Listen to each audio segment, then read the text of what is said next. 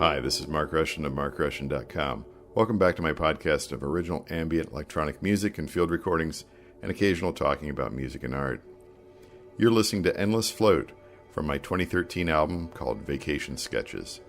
Link to the album on Spotify and Bandcamp is in the description. This was a big week on the music side. Pandora changed the way that they accept submissions. This is probably the third version over the past 12 years on how they process submissions to get my music and sounds into their Pandora radio system. And I gotta say, it's the best. This is on the Pandora radio side, which has been around almost 20 years, and that zillions of people use in the United States, Australia, and New Zealand. You have to be invited in on the Pandora radio side. And Pandora uses a company they bought a few years ago called Next Big Sound to help coordinate things. I love Next Big Sound. They send me updated weekly stats, information about Pandora every Monday morning. Now, I've had music in Pandora since about 2008, but not much.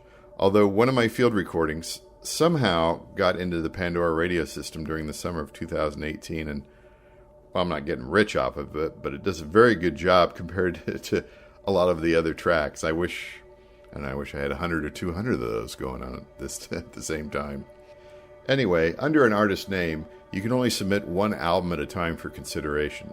And as you know, I operate under a bunch of different names. So this week, I was able to submit one album for each of the artist names that I currently have in their system. All were accepted as of today, which is Saturday, August 31st, 2019. They are all accepted in the Pandora radio system. So that's great, and we'll see where that goes.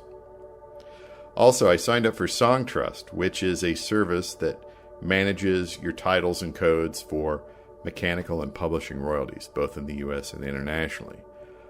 When you stream music, there are basically three royalties that get paid out. One is on the master recording, and I get those royalties fairly regularly from my distributors without too much problem. However, on the other two, mechanical and publishing, they are lesser amounts, but they're kind of tough to receive, especially on the international side of things. I mean, for mechanical and publishing, in the past year, I've only received about 15 cents out of every dollar that I should have. And so that's why I went with Songtrust. Songtrust gets me registered everywhere around the world, and they get my titles and codes into those systems in the format that the other companies want it in. And Songtrust collects and pays me. And Songtrust takes a small cut, but hey, they're doing the dirty work. And they're saving me a ton of time and stress. Anyway, that's it for me. Thanks for listening. I'll be back soon with another podcast.